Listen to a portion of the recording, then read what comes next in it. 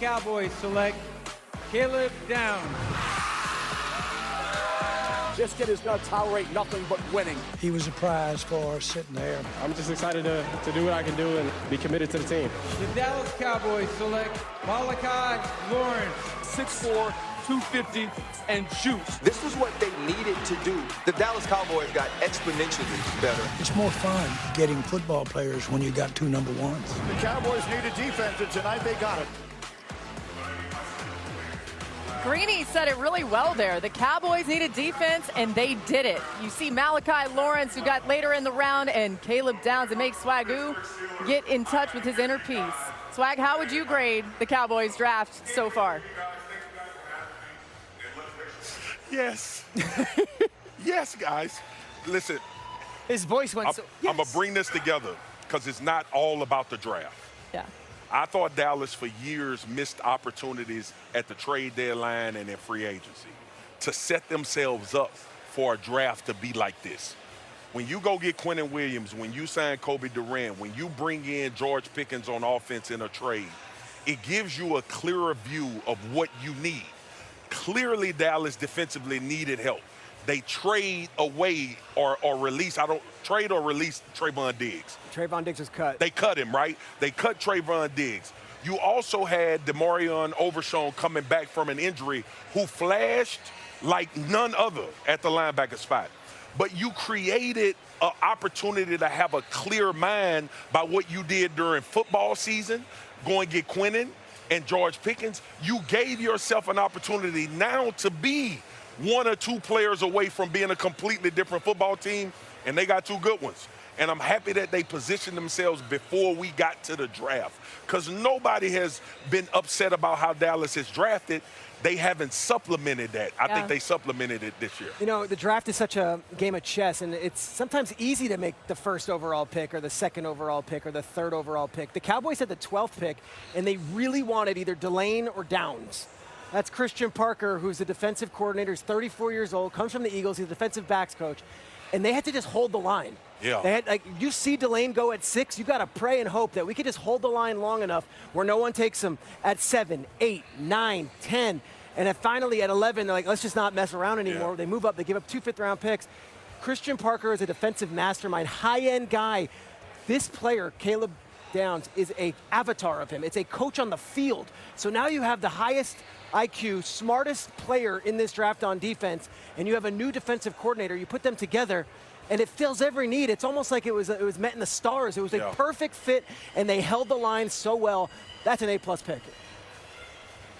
I expect this defense to flirt with being a top 10 defense next year. And that was the worst defense in the league a year ago. I expect them to flirt with being a top 10 defense. If Christian Parker is who people say he is, they have added Jalen Thompson. Yep. They have added Kobe Durant. Mm-hmm. They have added Rashawn Gary and Caleb Downs and a healthy Overshown. Yep. You mean to tell me that can't be a top 10 defense? Should be. If Rashawn Gary becomes a little bit what he was in the past, and I think I want to, can he mentor Lawrence in the proper way? Absolutely. Can he?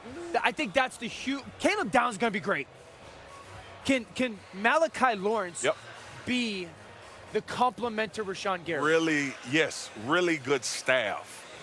Greg Ellis is still around Dallas, teaching D linemen how to rush the passer. DeMarcus goes back. This guy will develop. Think about it. When is the last guy that Dallas drafted on defense up front that didn't pan out? Also, outside of Mozzie Smith, Odigizua got a $90 million contract. Taco Charlton. The pick guys. But those guys weren't walking into the infrastructure that they're walking into. That's not a crazy thought, right? This should be a top 3rd defense, top 10 defense. I would be shocked if they wasn't at least middle of the pack. Yeah. All right, that's great news for Cowboys fans. They also will make their next pick tonight in the 3rd round. How about elsewhere in the NFC East? The Eagles, Cowboys and Eagles executed a rare interdivision trade that allowed Philly to move up and draft receiver Makai Lemon, 20th overall. Now, the way it went down, pretty crazy. Lemon was on the phone with the Steelers when the Eagles made the trade. Listen to this.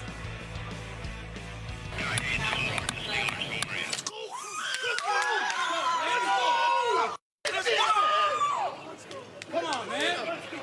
Let's go. Let's go. Hey, why Philly coming?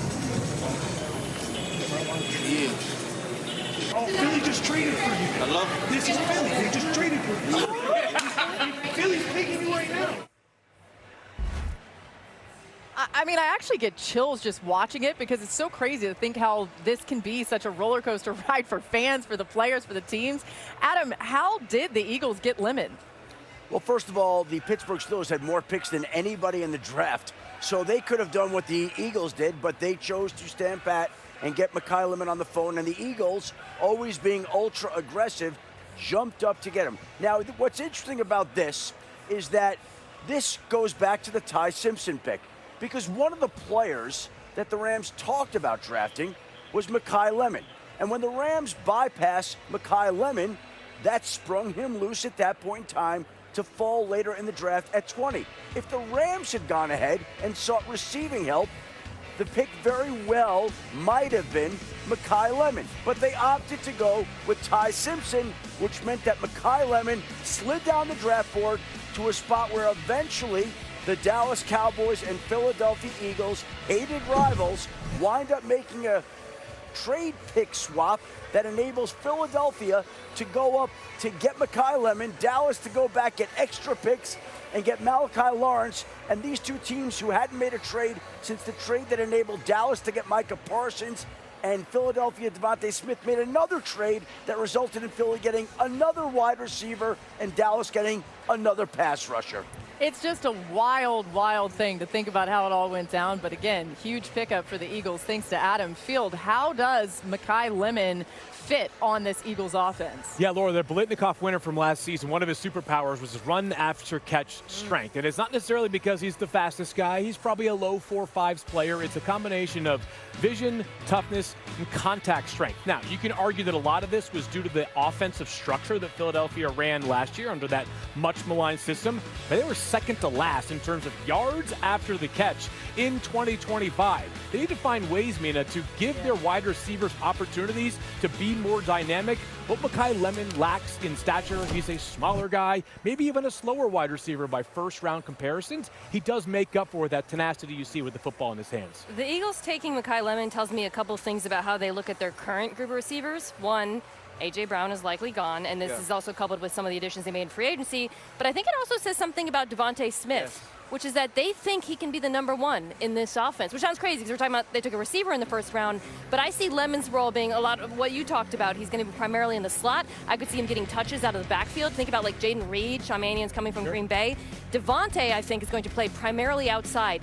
They believe, and I'm in agreement with this, I think Devontae Smith is incredibly underrated. He can be a 3-level threat for them. He can be their explosive playmaker. He can get some of those A.J. Brown targets because he has proven that his size has not been a deterrent in the NFL. And since we're here at the draft, let's go back to Devontae Smith being drafted 10th overall after a historic year in Alabama. And so Devontae has shown you, go back to Minnesota last season, that explosive week with him being able to get the football down the field. So you could see more of that from him. And then the rest of this group feels like what Green Bay sort of did with their group. You add Dontavian Wicks, who in my opinion was underutilized in Green Bay, and Makai Lemon, a guy I got to see play in person, the tenacity, the effort. And when he gets the football in his hands, he turns into a running back. And so if they can find more creative ways to give guys run after the catch, Makai Lemon can benefit from that. But I believe one-on-ones with Devontae Smith as the primary receiver, there is very few better route runners in all of the NFL.